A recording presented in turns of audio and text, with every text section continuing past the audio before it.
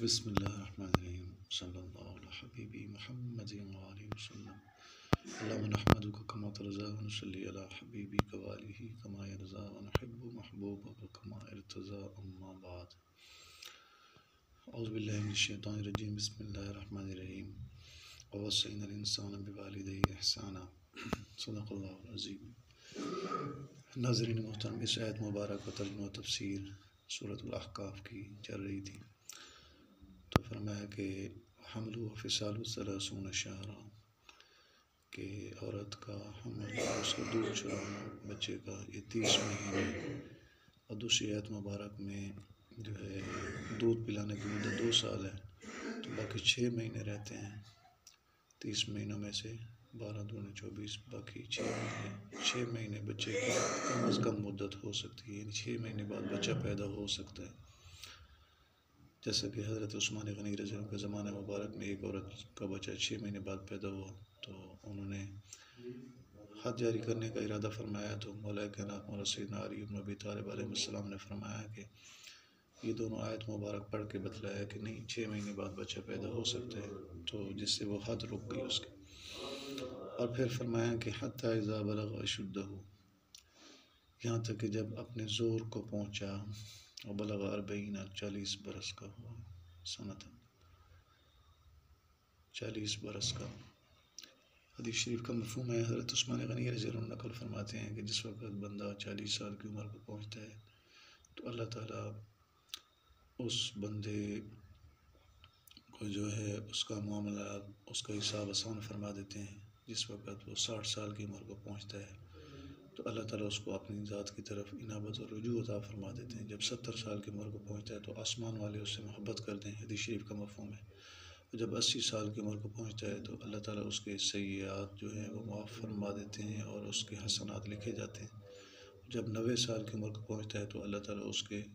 چھوٹے بڑے سارے گناہ معاف فرما دیتے ہیں، اگلے پچھلے، اور اللہ تعالیٰ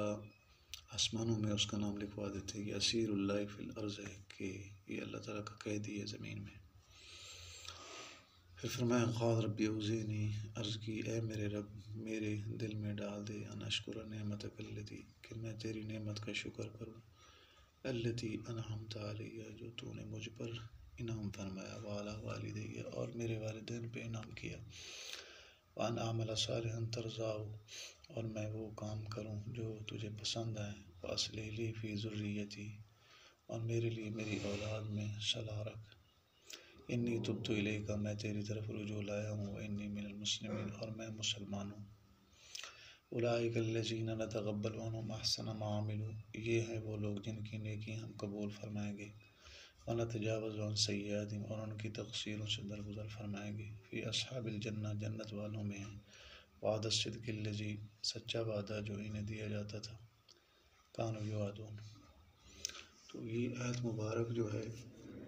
ایک دفعہ مولا کائنات مولا سیدنا علی بن ابی طالب علیہ السلام کی محفل میں کچھ لوگ بیٹھے ہوئے تھے جن کے دل میں نعوذ باللہ حضرت عثمان غنی رضی اللہ عنہ کے متعلق جو ہے کچھ اعتراضات تھے،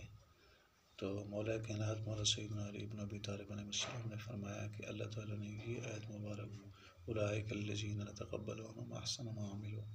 یہ حضرت عثمان غنی رضی اللہ عنہ کی شان کے متعلق نازل ہوئی ہے، اور ان کے ساتھیوں کی شان میں یہ آیت مبارک نازل ہوئی ہے۔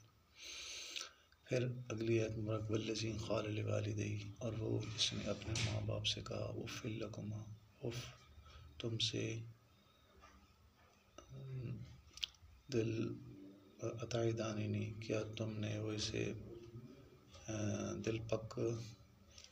کیا گیا مجھے وعدہ دیتے ہو، یعنی اتعداننی، کیا مجھے وعدہ دیتے ہو، ان اخرجا، کہ مجھے زندہ کیا جائے گا، وقد خلت القرون، حالانکہ پہلے بہت ساری مجھ سے پہلے سنگتیں بستیاں گزر گئی ہیں، وہما یستغیثان اللہ، اور وہ دونوں والدین اللہ تعالیٰ سے فریاد کرتے ہیں، ویلک، اور اس اپنے لڑکے سے کہتے ہیں کہ تیری خرابی ہو تو ایمان کیوں نہیں لا رہا، ایمان لایا، ان وعد اللہ حق، بے شک اللہ تعالیٰ کا وعدہ سچا ہے، فیقول، پس وہ کہتا ہے، ما ھذا الا اساطیر الاولین، یہ تو نہیں مگر اگلوں کی کہانی ہے۔ تو یہ والذی قال لوالدیہ،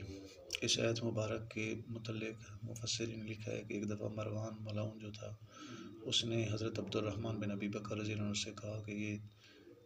یہ جو ہے تیرے متعلق یہ آیت مبارک نازل ہوئی ہے، نعوذ باللہ۔ تو حضرت اما عائشہ صدیقہ سلام اللہ علیہ پردے کی دوسری طرف سے آپ سن رہی تھیں، تو آپ نے فرمایا یہ ہماری مذمت میں نہیں ہے، بلکہ اے مروان تیرے باپ ملعون کی مذمت میں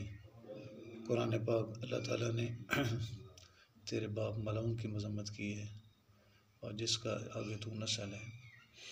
یعنی یزید ملعون کی مذمت قرآن پاک میں ہے، اور اس کی اولاد کی اور اس کے پیروکاروں کی، یعنی اولاد سے مراد ہے جو اس کی جو ہے پیروکار ہیں، اور اس کے ساتھ جو ہے اس وقت تھے یا اب اس کے نام لیوا ہیں یا اس کی جو ہے اس کی طرف والے ہیں، تو ان یزید ملعون اور اس کی ٹیم ملعون کی مذمت قرآن پاک میں کی گئی۔ تو اما جان نے فرمایا کہ تیرے باپ ملعون کی مذمت کی گئی ہے جس کی تو اولاد ہے، ہمارے بارے میں یہ آیت مبارک نہیں ہے۔ اور پھر فرمایا کہ اولئک الذین حق علیہم القول، یہ وہ ہیں کہ جن پر بات ثابت ہوگی، حق علیہم القول فی امم، ان کی گروہوں میں، قد خلت من قبلہم، جو ان سے پہلے گزرے، من الجن والانس، جنوں آدمی جنوں میں سے، والانس اور انسانوں میں سے، انہم کانوا خاسرین، کہ وہ ضیاء کار تھے، یعنی خسارے گھاٹے میں تھے۔ وَلِكُلٍّ دَرَجَاتٌ مِّمَّا عَمِلُوا، اور ہر ایک کے لیے اپنے اپنے عمل کے درجے ہیں، جو نیک عمل کی ان کے درجے ہیں، وَلِيُوَفِّيَهُمْ، اور تاکہ اللہ تعالیٰ ان کے کام انہیں پورے بھر دے، وَهُمْ لَا يُظْلَمُونَ، اور ان پر ظلم نہیں ہوگا۔ اس لیے اچھے اعمال کریں اور دنیا کی محبت میں مگن نہ ہوں۔ حضرت معاذ بن جبل رضی اللہ عنہ کو جس وقت ہمارے نبی پاک صلی اللہ علیہ وسلم نے بھیجا تھا یمن کی طرف، تو آپ نے فرمایا تھا معاذ، حدیث شریف کا مفہوم ہے کہ دنیا کی محبت سے بچنا۔ اور مولا کائنات مولا سیدنا علی بن ابی طالب علیہ السلام کا فرمان مبارک ہے کہ جو بندہ اللہ تعالیٰ کی طرف سے تھوڑی روزی پہ راضی ہو جاتا ہے تو اللہ تعالیٰ اس کے تھوڑے عمل پہ بھی راضی ہو جاتے ہیں۔ پھر فرمایا کہ یوم یعرض الذین کفروا، اور جس دن کافر لوگ آگ پر پیش کیے جائیں گے، علی النار اذھبتم طیباتکم، ان سے فرمایا جائے گا تم اپنے حصے کی پاک چیزیں اپنی دنیا ہی کی زندگی میں فنا کر چکے ہو، طیباتکم فی حیاتکم الدنیا، دنیا کی زندگی میں ہی فنا کر چکے ہو، واستمتعتم، اور انہیں تم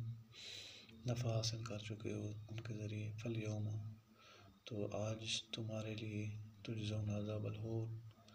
تمہیں ذلت کے عذاب کا بدلہ دیا جائے گا، بما کنتم تستکبرون فی الارض،